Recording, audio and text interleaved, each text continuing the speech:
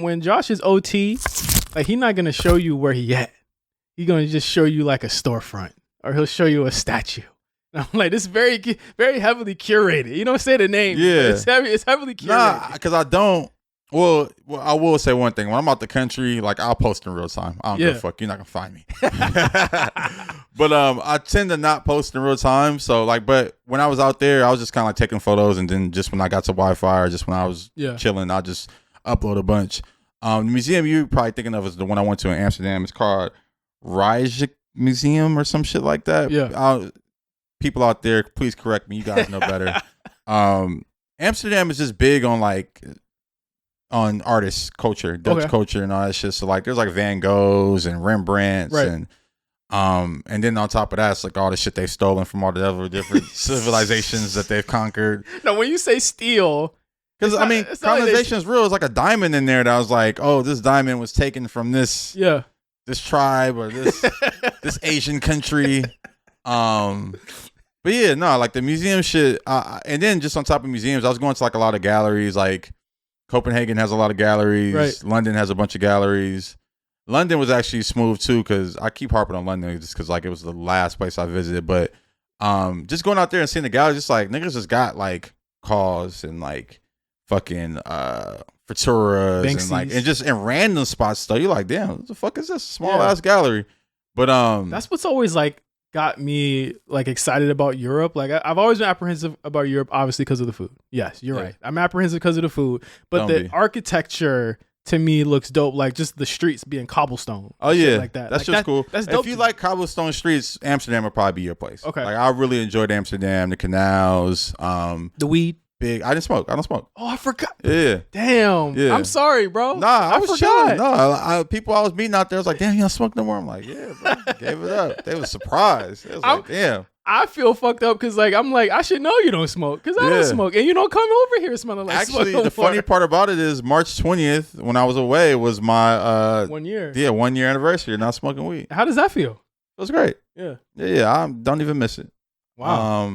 Last night I did want to smoke. I was like, I drove by the beach and I was just like, I just wouldn't mind smoking a blunt down PCH. But have cool. You like have you swapped the money that you would have spent on weed on other things at this point and noticed like, oh, I got you know what's crazy?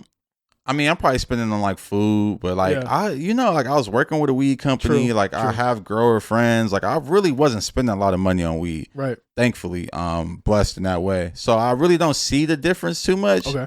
But I think in general, I'm just like, I see the difference in who I am as a person. Okay. I see the difference in how I react to things, and I really appreciate it. Like I'm glad that I don't smoke anymore because I think, as I look back on my life, I'm like, oh shit, like I was high for that. I wish I would experience that a little bit more. Yeah. Yeah. But yeah, man, back to Europe. Copenhagen, fire. Okay. Is that Copenhagen's like the beer, right? They have like they're big on breweries and shit like that. It's funny enough, I wasn't drinking when I was in Copenhagen. I didn't have a drink until I got to London. But Copenhagen has fire food. Everyone rides bikes. It's it's so peaceful out there. It feels like everybody's just living to make the community better. Right. And like there's a bunch of dope ass bakeries. Like I went to like the spot called Heart. Yeah. And now it's like a chain, but it's on this one baker. They had the best fucking croissants for sure. Morning buns, amazing. They had this like fucking citrus cinnamon roll. That sounds fire, bro. Yo, oh my goodness, I got to get out there. I told myself this year I want to go back to Japan. Oh yeah, I want to go back to Japan too. That's period. Japan's like my yearly. I'm going there every year. I gotta go year. That's exactly the homie Justin was just out there. I was mad because he was out there because the thing is like Justin was also one of the unlucky few that got laid off from Riot like I did. We both worked at Riot, and he was like, fuck it, I'm still gonna go. And so when he said that, I was like, you know what, you're right. Like I'm gonna fucking still go to Japan. Like I can still do it. It's still possible for me to do it. And the thing is like it's not that intense to go there. Like unless you buying like major items, like the food, like buying food and eating the shit out there, you're good. Yeah, you'll be straight. Like at most you'll spend money on lodging. I was like, I gotta go back this year. Like I have to, and especially to like redeem myself from not being prepared for the heat and all the weather last year. I gotta redeem myself this year. And that's the thing. Sure. It's like when you go during a smooth time where you could just really walk around and like be comfortable. Man, Japan is one of my favorite places, bro. I really will move there. And I want to actually like do it big this time and go to Osaka and stuff like that. But I definitely want to earmark something in like 2025. I gotta go to Europe. I have to go. So like when I saw you out there, I was like, okay, I gotta ask him about the food. I gotta ask him about some of the stuff that you did. And it seemed like when you was out there, it was just so much stuff going on. You was saying, I gotta go catch this show. Like somebody like that's another thing too. Like it was like a work trip kind of, because like I was meeting with like partners out there. Right. Went to a Neo show in London. He saw the O2 twice. That's fire. Shit was crazy. I went to like Mike. I don't know if you're familiar with the rapper from New York. Yeah, I liked his last album. Yeah, it's good. Yeah, I went to his show in Copenhagen. I went to Damo Genesis. My nigga had a show in fucking Amsterdam, so I went to that. It was cool, man. Like I really enjoyed just getting out. And I was doing a lot of walking. Like I was walking everywhere. And I just enjoyed that, man. Like just not having a schedule, just waking up, getting something to eat, and just seeing where the day took me. So I really recommend just traveling the world, man. That's one thing that I came back with. Like I've traveled a lot for work, which I'm blessed to do, but just to travel for leisure and just kind of figure it out as you're going, and just like not be so tied down to like a task. It felt good, and I had some really good conversations with people, man. I think growing up in America, we're so we're especially isolated for sure, but we're so inundated with American culture, right? That we don't even know culture outside of that. Like me growing up, like I'm like, yeah, my dad's black from the South, my mom's black from her family's from Belize, like because I have a Caribbean part of my family, but like I don't really know what tribe or what country my dad is from in Africa. And like I had a conversation with a friend. This is Instagram page called What's Culture. Yep. This kid Jamal runs it. He's from Amsterdam. Okay. Dope ass Instagram page. Like always posting just dope shit, like dope cultural relevant, like history type shit. Yeah. But like it's real history. They're teaching you about shit. And I just had a conversation with him, and he was just, we're just chopping game.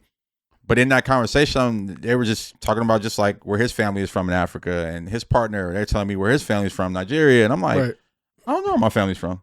So now I'm going to do 23andMe soon. That's fire. No, that's good because it does work.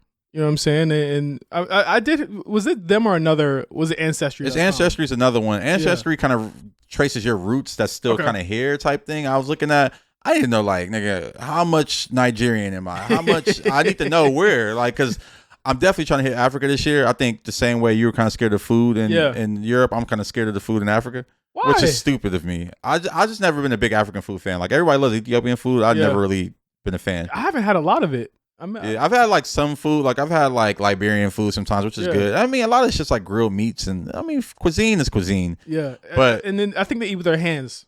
Yeah, that's another thing. See, that's what I'm saying. Like a lot of that shit is intimidating to me. And it goes back to your point where we're inundated with American culture that when we see stuff like that, it's like oh, like no, that doesn't seem right. Yeah, I shouldn't do it. You know what I mean? Like it was like that when I went to Japan as well. It was like that when I went to Barcelona.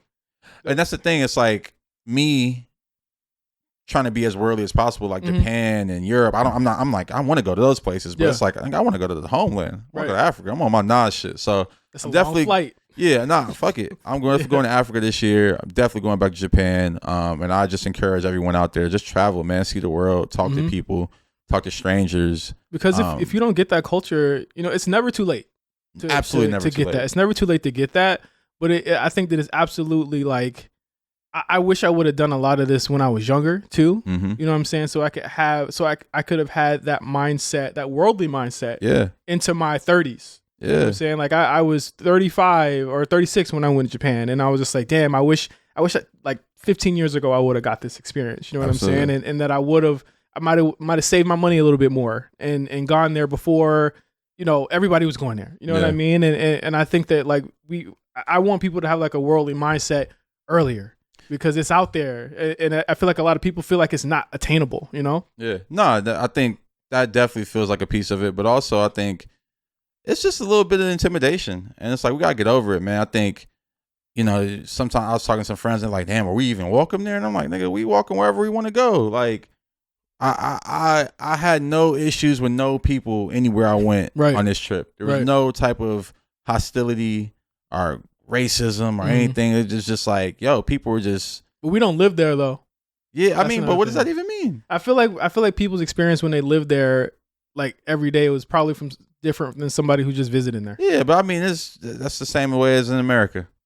Yeah, I'm just saying I don't like to say like, oh, there was like when I went to Japan I was like, oh, nobody was racist, and I was like, but that's because I wasn't seeing it. You know what I'm saying? I mean, but it's the same way as America. Niggas come to U.S., L.A., New York, they're like, oh, I love it, big city of dreams. I can't wait to move there. And it's like, oh, you move here, and it's in the teeth. Yeah, so it's like, I just think it's like the same as everywhere else. Yeah, and if you kind of approach it with that demeanor, then you'll be fine. But if you go out there being like, oh, they racist in Germany. It's worse, or or like, just thinking about it. If you don't have it on your agenda, it ain't gonna pop up. Yeah, that's one thing I've always kept in my mind. It's like if it ain't in my mind, it ain't gonna happen. Yeah, I'm like, and maybe there was some microaggressions. I didn't feel it. No, I mean, because you're in tourist mode. But also, no, it's funny. I'll tell you a good story, and this is why I feel like that shit I didn't experience. I just don't feel like it's out there. I was at the Mike show. Mm-hmm. And I went alone. I'm everywhere alone. I'm dolo. So I'm in the back of the club, like kind of by the merch booth. And, it's the whole crowd in front of me and shit. And Mike's openers are on. So when I get there, it's like this cat from London. And then he has, I can't remember, Sally Mota, something like that. That raps with him. She opened, like, she went on right after, right before him. Okay. So she's on. And honestly, I felt the same way. Like, I'm like, damn, I'm ready for this nigga Mike to come on. But I'm going to give her respect. So she rapping. And mind you, it's Copenhagen, so it's, I don't see not another black motherfucker in there. Like it's me, and then it's like I seen some like light skinned nigga that was breakdancing in the corner. It's funny. It's actually crazy. Like a Chappelle skit. Right there. It was actually wild. He was really breakdancing in the corner. I was actually tripping. I wish I would have got him on camera. I tried to, but I was like, nah. Oh man. So she's on and like she going, she doing her thing. And at one point, it was some dude that was a little bit drunk, and he's like, "Get the fuck off the stage!" Like screamed it. I know she heard it, but the crowd around him was like, no, like shut the, like they was on his head. Like, what the fuck you talking about? Like, shut up. They were like, shut up. Like the dude that was at the merch booth was about to come over and punch on him. Oh, wow. And he kind of tried to do it again. And then like, they really turned up on him. Like, nigga, shut the fuck up. Like turned around, all type of shit. I just didn't expect that from the crowd. I feel like you do that in America. To an opening act, everyone's gonna join in. Yeah, exactly. No matter the it was just like, damn, like they really showed her respect, and like it was no hostility towards her. Like everyone kind of turned on the guy, and like it was just good to see. I think it's the way people are raised too out there. Like they're raised probably with a different type of respect. Yeah, it's kind of like the same in Japan too. Like they respect their elders a lot more than like we kind of do out here. Yeah. But I look at it like, you're not going to get that experience anywhere else. You know what I'm saying? Like, you're not going to be able to see that. So, like, it's good that you get to see stuff like that, because you get to see, like, oh, shit, if I went home, I'm not getting this. Yeah. You know what I'm saying? I'm not going to see this type of support for somebody that's new. And it's like, and maybe it's just easier to be an artist out there because of that type. I was going to say, it's a respect for the arts, too. Yeah. Like, they really appreciate when American artists, hip-hop artists come through. Any artist, honestly. Like, I went to little jazz clubs, hole in the wall. That's one thing. Would you just walk in and find in these places? Yeah, that's one thing I was on. I mean, I kind of have like a Google list before I go of just shit I'm just kind of getting. But like, the Mike show I knew about, jazz club, I heard it was like a poppin' jazz club in Stockholm. So I went there, and it was like a small little hole in the wall spot. But like literally just jazz music. I walked up, and I saw the dude outside. And it's funny, I walked up and I'm like, yo, you know what time the performance start? He's like, I am the performer. No way. I'm like, yeah, it was like some dude smoking a cigarette outside of the spot. I'm like, oh yeah. He's like, he told me the times. I'm like, all right, I'm about to pull up. So I went to a little jazz club. And yeah, I was like, for me, when I travel, that's what I like to do. I like to like see art. I like to listen to music. What is it like traveling alone? It's funny. That was like one of my like, I don't always travel alone. I kind of always travel in packs. Right. But a few times that I have traveled alone, it has been through Europe. It's funny enough. Like I went to Berlin alone. And this trip I did alone. Honestly, I enjoy it because it's like you're not beholden to anyone else's schedule. Mm-hmm. And it's like, when you want to eat, you're going to eat. When you want to shop, you're going to shop. Right. Whenever you want to do something, you're going to be able to do it. So I really appreciate that part of it. It could be a little lonely, but I think that's the good part, is like making friends. And if you have friends in different places, meeting up with them. Like I'm thinking about it all now. I went to a play in London, a play called Shifters. Okay. Great play. Tosin Cole was in it from, he was in White Man Can't Jump. It's funny, I didn't even realize he's from the UK. Yeah, he's in the new one. The dude that had on the blue suit. Oh shit! Yeah, he's from the UK. Yeah. I didn't know that shit either. Yeah, I didn't realize that until I went to the play. Why do I remember this movie? I know. Why do I remember this movie? But yeah. So yeah, Tosin Cole was in this play called Shifters. I saw that Bush Theater. It was dope. Like me and my boy Ian Henry, shout out to him, big shout out to him because he was hooking me up out there. Yeah. He his family runs the Playhouse. He hooked me up with some tickets, and yeah, saw the play. It was super dope, man. Like that, another thing that made me kind of want to get in touch with my roots. Like it was very much a UK play, but it was relatable. Right. But they were just talking about African shit. Like they were first generation immigrants. They just talking about that experience. It was just dope to hear. It's like, damn, I don't have that experience at all, but I can relate to that in some sense. Yeah. So it's good to hear.